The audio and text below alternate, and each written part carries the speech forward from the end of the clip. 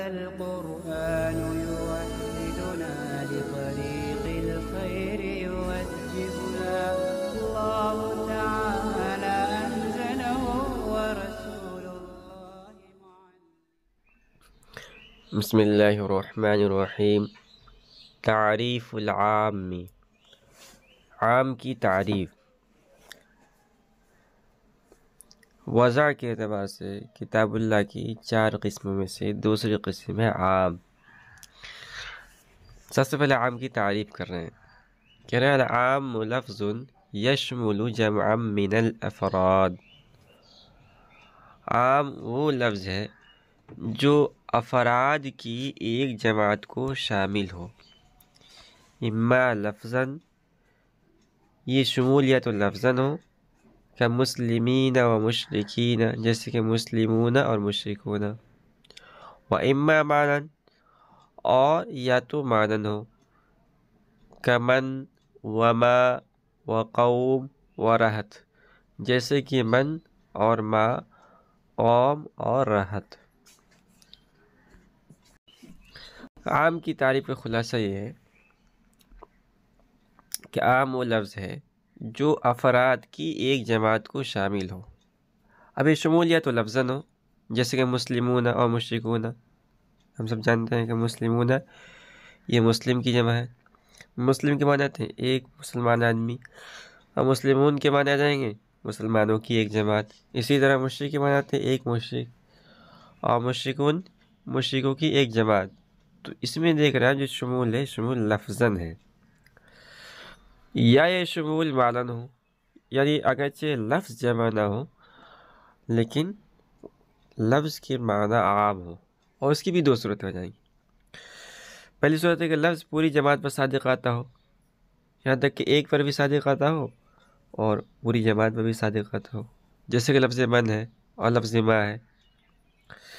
یا لفظ پوری جماعت پر صادق آتا ہو مگر کم از کم 3 افراد اس میں ضرور ہونے چاہیے، جیسے کہ لفظ قوم اور لفظ رہت ہے۔ ثم العام نوعان، پھر عام کی 2 قسمیں ہیں۔ پہلی قسم ہے عام لم یخص عنہ شیء، وہ عام جس سے کوئی فرد خاص نہ کیا گیا ہو، کہ قوله تعالی ان اللہ بکل شیء علیم، وقوله تعالی فاقرؤوا ما تیسر من القرآن، جیسے کہ باری تعالیٰ کا ارشاد ہے کہ ان اللہ بکل شیء علیم، اللہ رب العزت ہر چیز کو جاننے والا ہے۔ دوسری مثال ہے فاقرؤوا ما تیسر من القرآن، پس تم پڑھو جو کچھ بھی آسان ہو قرآن میں سے۔ اب آپ ان دونوں مثالوں میں غور کیجیے۔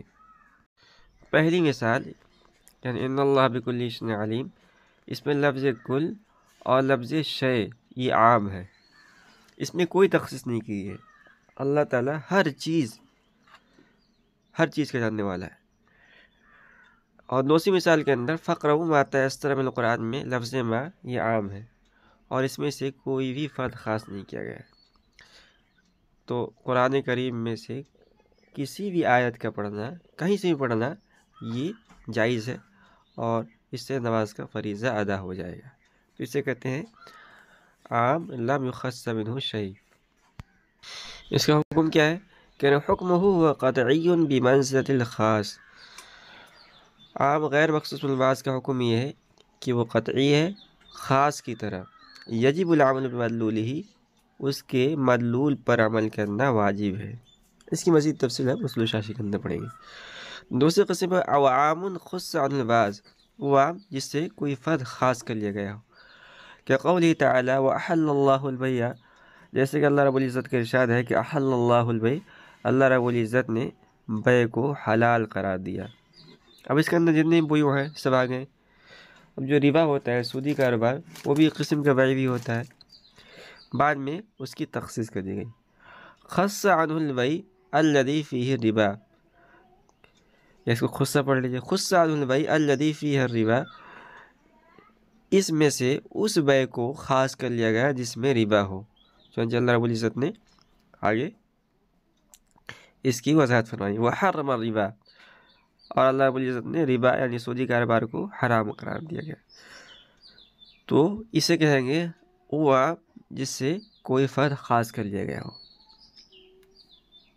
حکم ہو یجب العمل به فی الواقع مع احتمال التخصیص، کہہ رہے ہیں کہ عام مخصوص من البعض کا حکم یہ ہے کہ اس پر عمل کرنا واجب ہے، اور جو باقی افراد بچے ہیں اس میں بھی مزید تخصیص کا احتمال ہے۔ کیوں؟ کیونکہ جس علت کی وجہ سے تخصیص کی گئی ہے ہو سکتا ہے وہ علت دوسرے فرد کے اندر پائی جائے تو اس کے اندر بھی تخصیص کی جائے گی۔ یجب العمل به فی الواقع مع احتمال التخصیص، کہہ رہے ہیں کہ باقی میں عمل کرنا واجب ہے تخصیص کے احتمال کے ساتھ، ولا يبقى قطعيا بل يصير ظنيا، اور عام مخصوص من البعض یہ قطعی واقعی نہیں رہے گا بلکہ یہ ظنی ہو جائے گا۔ تو اس کی مزید تفصیل اصول شاشی کے اندر پڑھیں گے۔ اس کا خلاصہ یہ ہے کہ تخصیص کے بعد عام کے جو افراد باقی رہ جائیں گے ان پر عمل کرنا واجب ہے۔ اب جو باقی افراد میں مزید تخصیص کی کوئی دلیل پائی جائے تو خبر واحد اور قیاس سے بھی تخصیص اس میں جائز ہے، یہاں تک کہ عام کے کم از کم افراد باقی رہ جائیں۔ اب اس کے بعد تخصیص جائز نہیں ہے۔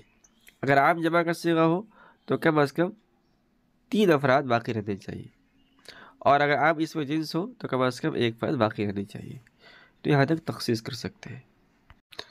اب آگے ایک نوٹ ہے، کہہ رہے فائدہ التخصیص قد یکون بمخصص مجہول، کہہ رہے کہ عام کے اندر تخصیص کی جاتی ہے یعنی عام مخصوص من البعض، تو تخصیص کا